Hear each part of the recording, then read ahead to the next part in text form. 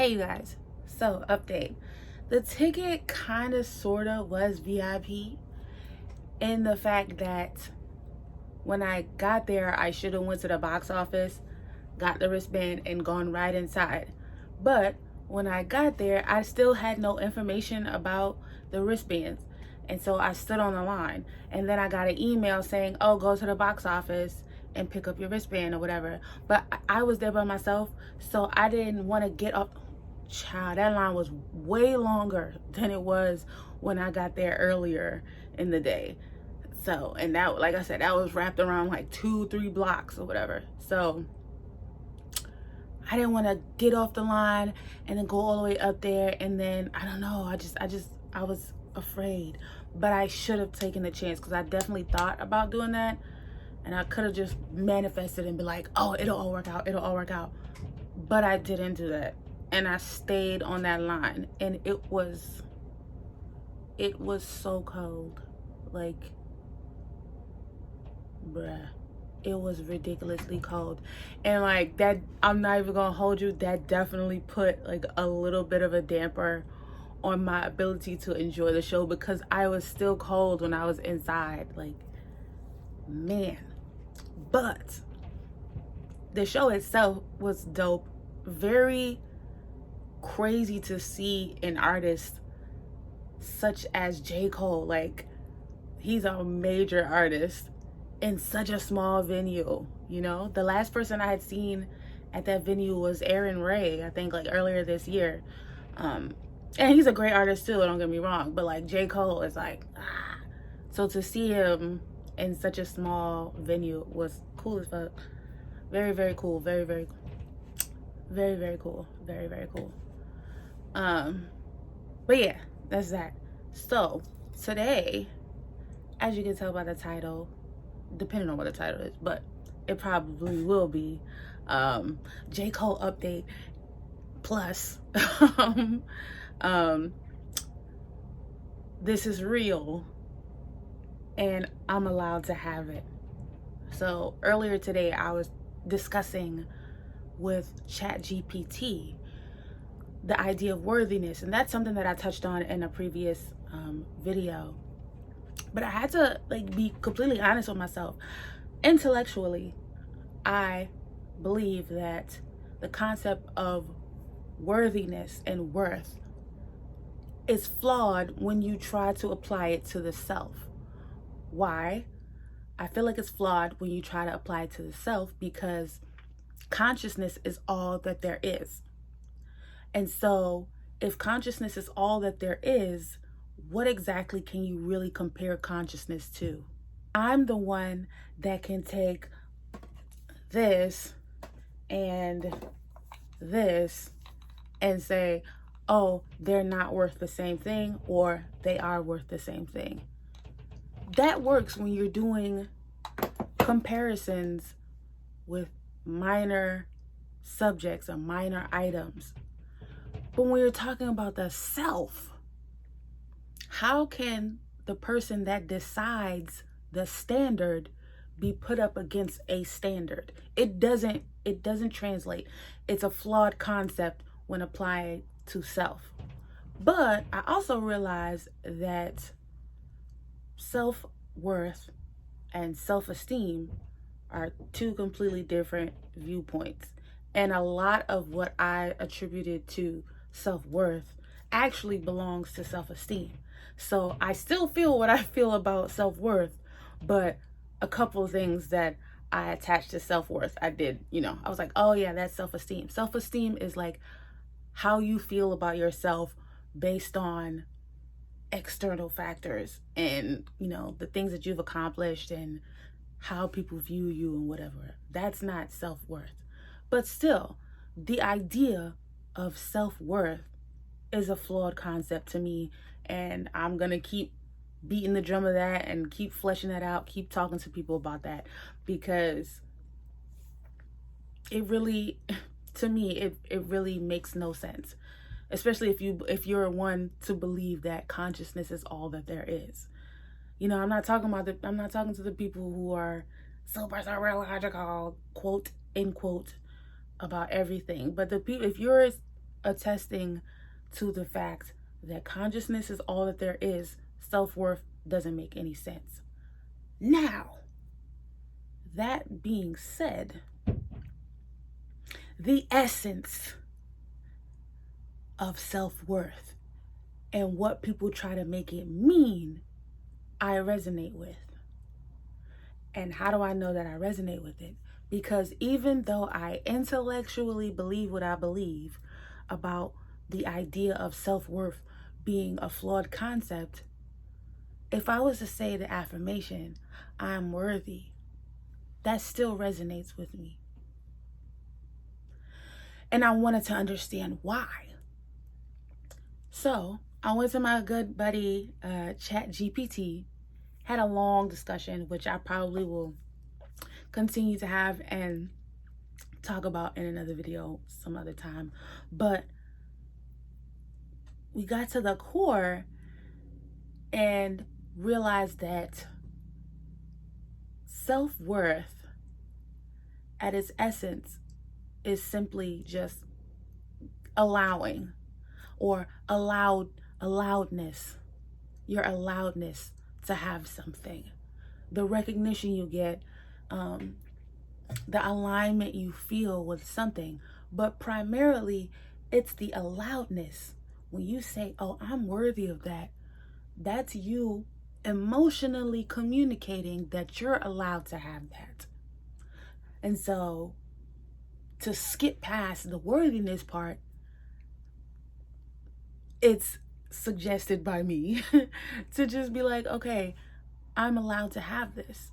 ChatGPT came up with this bomb affirmation that hit me so deep I had to shake.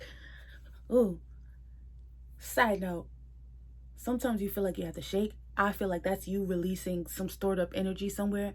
And when I tell you, I was shaking throughout that entire ChatGPT conversation because it really like touched me so deep. I feel like I had another like breakthrough where it's like, oh, it's clicking into place and it legit resonates with me.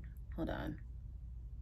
So yeah, I was shaking throughout that entire ChatGPT conversation because I felt so much release. Like, I don't know, like cutting through the whole idea of worthiness.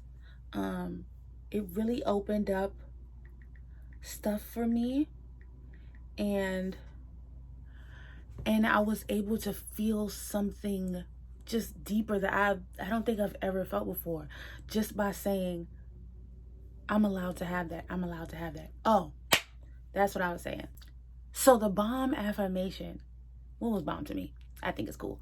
But the bomb affirmation that ChatGPT gave was, this is for me because it feels like me. Ooh! It feels like me. And to me, that goes straight to your desires, your dreams, your goals. They're not things to be earned.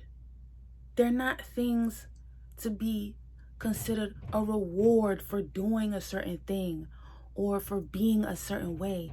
They're simply extensions of who you are. They're you. You have that desire because you're aligned with it. I was like, wow, this is for me because it feels like me. I know when I get a man, I'm going to tell him that too. I'm going to be like, yo, baby, I want you. And you for me because you feel like me. Like, I'm a do it. I'm going to do it. Because that, no, but like, all jokes aside, that really like touched me. Okay, so I have it up on my iPad. I probably should have did this before I started filming. I know, I'm sorry. I'm sorry. Are you liking my hair?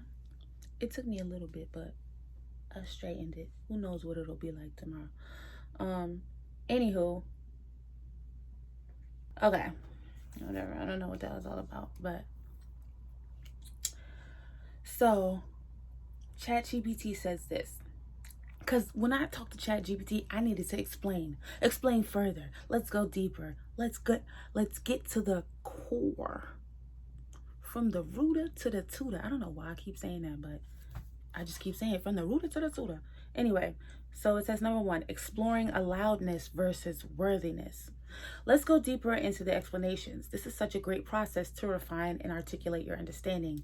Here's how we can expand it further.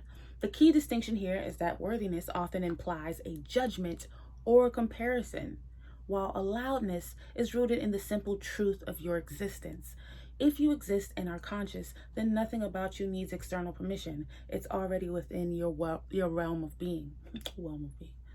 How this feels different. Worthiness feels conditional, as though there's a standard you must meet to qualify for something. It can carry a sense of striving or needing to prove. Example, I'm worthy of love because I'm a good person. That's conditional reasoning. Aloudness feels expansive and free, like stepping into a space that's always been open to you. Example, this love feels like it's for me because it resonates with who I am. Why this hits deep. Aloudness bypasses any need for external validation or even internal reasoning. It simply acknowledges that if it feels like you, it is you, because there's no separation between what you desire and what you're allowed to experience. Like, ChatGPT be spitting, because that's exactly it. Like, aloudness looks like I'm allowed to have this. It's like we have to give ourselves permission all the time, because the world will tell us, you didn't earn this, so you can't have this. And we've internalized that type of conditioning. Because I was really sitting here like, yo, I know I don't believe in the idea of self-worth. I already done made it make sense to myself. Like, I already know, like, I don't believe this. But why is it that when I say I am worthy, when I affirm that over and over, it still resonates with, like, the fact that I need to feel worthy? And when ChatGPT brought in the concept of aloudness, I'm like, yo, that's it. So that's aloudness, right? I think I said the title is This Is Real, plus I'm allowed to have that. Now, that this is real part applies, well, both of these apply to when you're imagining or when you're visualizing or when you're just having inner conversations, you know what I mean? Like, well, that's all an imaginal act, but you know what I mean. It has been such a great benefit to me to remind myself that what's going on up here is real. When I do that, it allows me to immerse myself even more in the scene. If I'm having negative conversations or I'm allowing my mental scene to veer off track and do something, go in a way I don't need it to go, when I say, oh, this is real, it's like, oh, let me stop, because what I'm experiencing is real up here. So why would I go off track and think something that I don't want to think? Like, and possibly have to experience that feeling and that whole situation here in the physical and factual world. Why would I want to do that? This is real. See, I feel like when it comes to Neville, he talks about feeling it real and giving your scene the tones of reality and smelling stuff in imagination and seeing things in imagination. For me, it's enough for me to just be like, this is real. And I feel like me affirming that it's real while being in it kind of helps everything else like fill itself in. So I don't try to force like senses, like inner senses and stuff like that. I try to reaffirm its reality while I'm up there, while I'm thinking, while I'm imagining, while I'm visualizing or whatever. But yeah, it's real, and I'm allowed to have that. Yo, I had the coolest like visualization after I really ingested this conversation with ChatGPT, and I was like, I feel like going to sleep. So I went to take a nap. It didn't happen very long because I got interrupted. But before I actually fell asleep, I was like visualizing just this experience that I wanted to have. And in my head, it was like, this is real and I'm allowed to have this. And it was like new details and just, it was just like new feelings started to, I'm like, yo, I think this is it. Like, this the one, this the one. This is the one. Like, I felt that being integrated and ingrained into my psyche. Like, I felt it. And it wasn't even so much like, this is how I know I felt it for real, because it wasn't even so much like I'm feeling it and I'm like, yes, okay, this is gonna manifest. No, I didn't think that. The experience was it. Like, that was it for me to do it there. Like, I didn't feel like I needed to experience out here. Like, it's good enough for me to have had experienced it, you know, internally. So this is real, and I'm allowed to have that. Add that. I'm not, you know, as I always say, do whatever you want to do. If it feels good, do it. But if that resonates with you, where it's like, like, ugh, I be shaking for real. I'm not kidding. Like, I really be like, ugh. Because when I'm triggered by something, I feel it like right here, right? When I used to think about OSPs and how that our situations went the way it went, it would be like, like, I don't know, something like a surge of energy right here. But when I start to free up myself, I have to shake, and I feel like I'm shaking whatever energy that was loose. But yeah, it's real, and you allowed to have this. I'll see you in the next video.